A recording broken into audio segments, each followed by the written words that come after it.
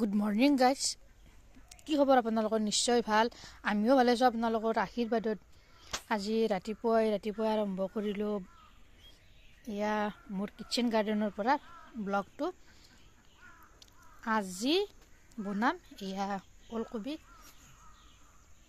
এয়া গছৰ হয়, ঘৰৰে মোৰ কিটচেন গাৰ্ডেনত লগাইছোঁ। এনেদৰে দুটা এটা খাব পৰা হৈছে। ইয়াৰে আজি মই কেইটামান চিঙি নিম, কেৰে সৈতে বনাম আৰু ক'ত বনাম, কি পদ্ধতিত বনাম চাই থাকিব ভিডিঅ'টো সম্পূৰ্ণভাৱে আৰু স্ক্ৰিপ্ট নকৰাকৈ। এয়া আপোনালোকক অলপ দেখুৱাই দিলোঁ মোৰ কিটচেন গাৰ্ডেনখন।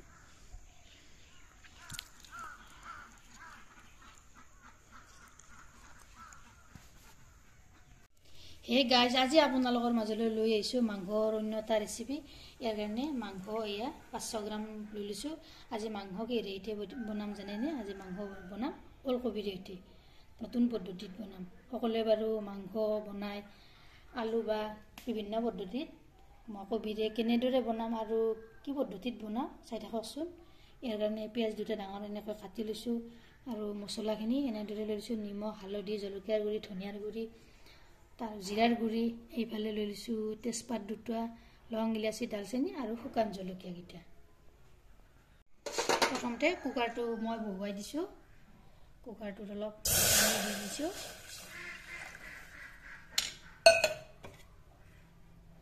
তাৰপিছত ওলকবিখিনি দুটা চিটি মাৰি লওঁ। এনেকৈ চিটি মাৰি ল'লে মাংসখিনি ভাঙি নাযায়।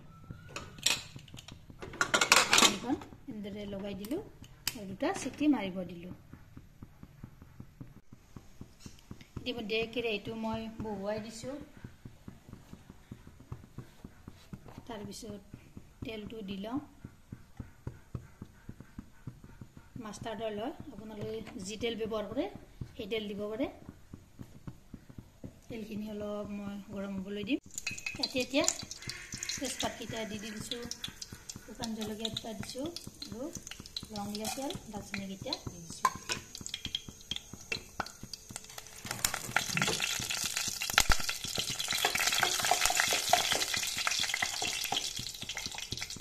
ইয়াতে এতিয়া পেষ্টখিনি দি দিলোঁ একেলগে।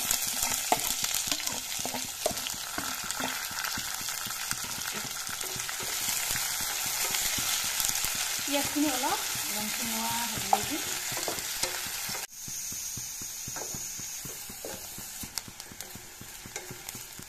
পিঁয়াজখিনি ৰংচঙুৱা হৈছে। ইফালে কুকাৰটোৰো চিটি মাৰিছে, কবিখিনিও সিজিছে।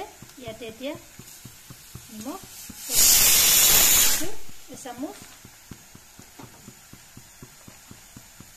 হালধি গুড়ি এচামুচ, জলকীয়া গুড়ি এচামুচ, জিৰাৰ গুড়ি এচামুচ, ধনিয়াৰ গুড়ি এচামুচ।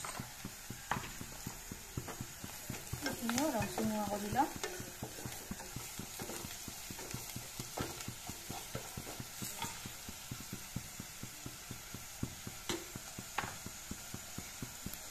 এতিয়া মাংসখিনি বহুৱাই দিম।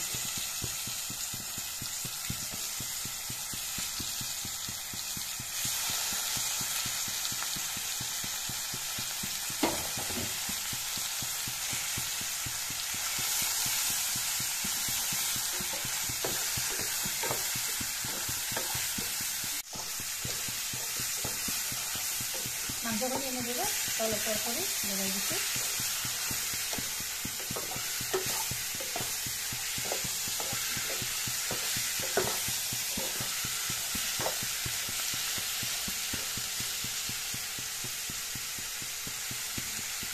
ইয়াতে মই এতিয়া ঢাকনিখন মাৰি দি থৈ দিম।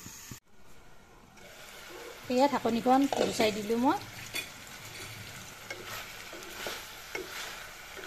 মাংসখিনিও মই এনেদৰে ভাজিলোঁ। মাংসৰ পানীখিনি নাইকিয়া হৈ গৈছে।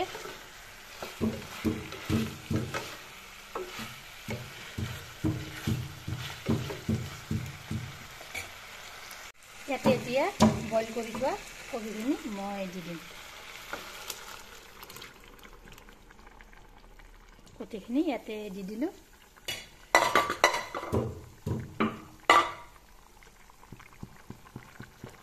ইয়াত আৰু এক্সট্ৰাকৈ পানী দিব নালাগে, যিহেতু কবিখিনি মই সিজাইয়ে লৈছোঁ।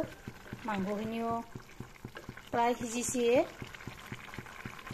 এতিয়া মই উতলিবলৈ দি প্ৰায় 10 মিনিট সময় এনেদৰে এয়া ঢাকনিখন গুচাই দিলোঁ মই।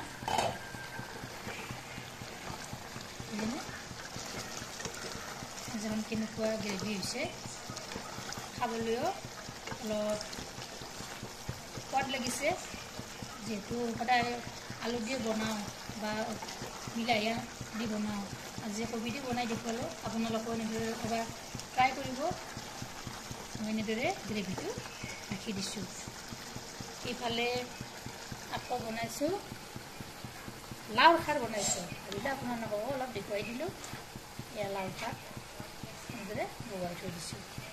মাজে মাজে খাৰৰ আঞ্জাও খাব লাগে। ভিডিঅ'টো ভাল লাগিলে লাইক কৰিব, শ্বেয়াৰ কৰিব, কমেণ্ট কৰিব আৰু মোৰ চেনেলটো যদি নতুনকৈ আছে চেনেলটো ছাবস্ক্ৰাইব কৰিব, লগতে ফেচবুক পেজতো ফ'ল' কৰিব। ধন্যবাদ। জয় আই অসম।